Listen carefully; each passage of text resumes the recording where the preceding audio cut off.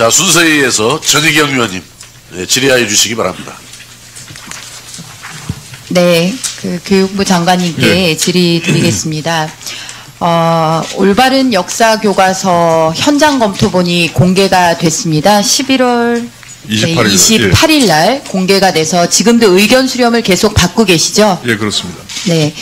저는 이 교과서에 있어서 가장 중요한 거는 교과서의 질, 내용, 어떻게 쓰여져 있느냐. 이걸 우리 학생들이 이 교과서로 배웠을 때 올바른 역사관, 대한민국의 진짜 역사를 배울 수 있느냐. 이게 가장 중요한 핵심이라고 생각을 합니다.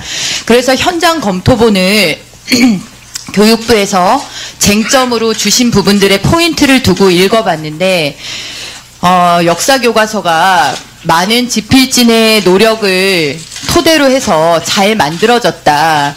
다소 미흡한 점은 있지만 그래도 과거에 우리가 검정교과서에서 지적됐던 많은 문제점들, 특히나 대한민국에 대해서 부정적인 인식을 가질 수 있는 내용이라든지 역대 정부의 공과에 대한 균형성을 상실한 기술이라든지 북한에 대해서 학생들이 제대로 인식할 수 있는 그런 내용들, 이런 부분들이 제대로 담겨져 있다, 이렇게 보입니다. 지금 이제 앞서 우리 이은재 의원님께서도 말씀을 하셨는데, 지금 현재 국가가 지금 박근혜 대통령 탄핵되고 이런 문제들 하고 지금 현재 추진되고 있는 정책하고는 우리가 분리되어서 사고해야 된다, 이렇게 생각을 합니다. 더더군다나 이게 학생들이 일선에서 공부를 하면서 혼란을 겪을 수 있는 이런 상황은 초래되어서는 절대 안 된다. 즉 학생과 학부모가 볼모가 되어서는 안 된다, 이런 생각을 갖고 있습니다. 교육부 장관님께서는 여기에 동의하십니까? 네, 역사 교과서라는 것은 학생들에게 올바른 역사 교육을 시키는 데 목적이 있는 것이기 때문에 어떤 그 정치적인 상황하고는 전혀 무관하게 추진되어야 된다고 생각합니다. 그렇습니다. 정치적인 상황과 무관하게 이 교과서를 학생들이 올바르게 공부를 할 수 있도록 좋은 교과서를 주겠다라는 그런 목적에서 시작된 것이기 때문에 지금 장관님께서 말씀하신 바로 그 입장을 제대로 고수하시면서 현장 검토본에 대해서 의견을 주시는 내용들을 또 보완해 가면서 더 한 단계 질을 높이면 되는 겁니다.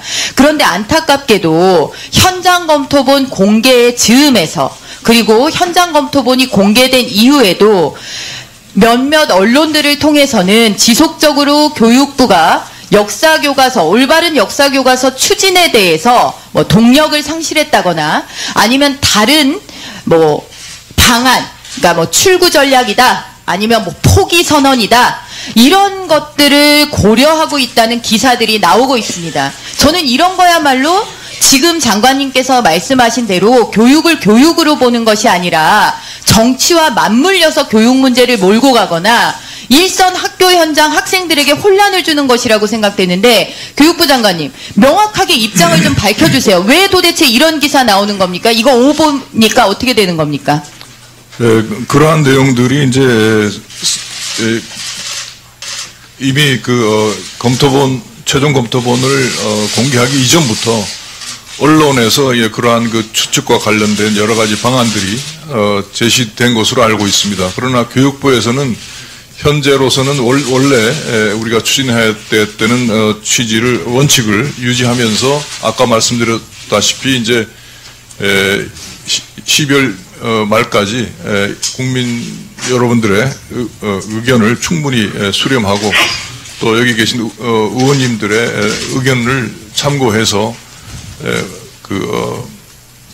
학교 현장에서 역사 교육이 정상적으로 이루어질 수 있도록 최선의 노력을 다하겠다는 말씀을 드리겠습니다.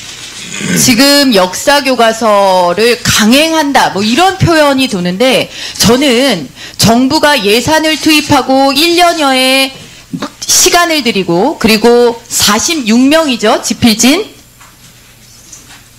예, 하여튼 그 연인원은 57명. 연인원 57명. 예. 그렇게 여러 지필진들이 노력을 기울여서 역사 교과서를 만들었는데, 이것을 지금 3월 이제 신학기 시작을 앞두고 이 교과서를 제대로 만들어서 학생들의 책상 위에 올려놓는 것이 강행입니까? 이게 순리대로 진행되는 거지 강행입니까? 이게 어떻게 강행입니까? 제대로 계획 세우고 예산 다 집행해서 집필진들이 집필하고 심의위원들이 심의하고 이거를 현장 검토를 거쳐서 여론 수렴을 받아서 거기서 하자가 있거나 흠결이 있는 내용을 보완해서 그거를 만들어서 학생들의 책상에 올려놓는 것이 정해진 정부 정책에 따른 추진이지 그게 어떻게 강행입니까? 강행이라고 생각하세요? 우리 교육부 장관님께서는? 아까 업무보고에서 말씀드렸습니다마는 작년 11월에 그 구분고시를 통해서 어떤 교과서 개발과 관련된 법령의 범위 하에서 추진을 하고 있는 부분이라는 말씀드리겠습니다.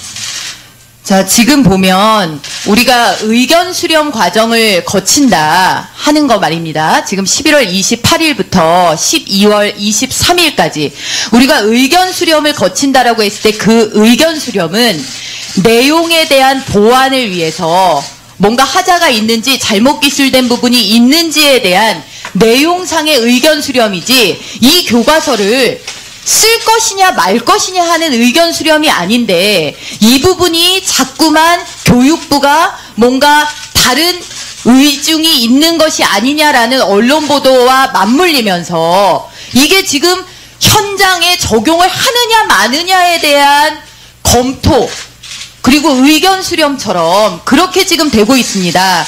그 과정에서 자꾸만 교과서의 본질적인 내용에 대한 것이 아니라 정치적 사안으로 이 문제가 묶여 들어가고 있는 겁니다.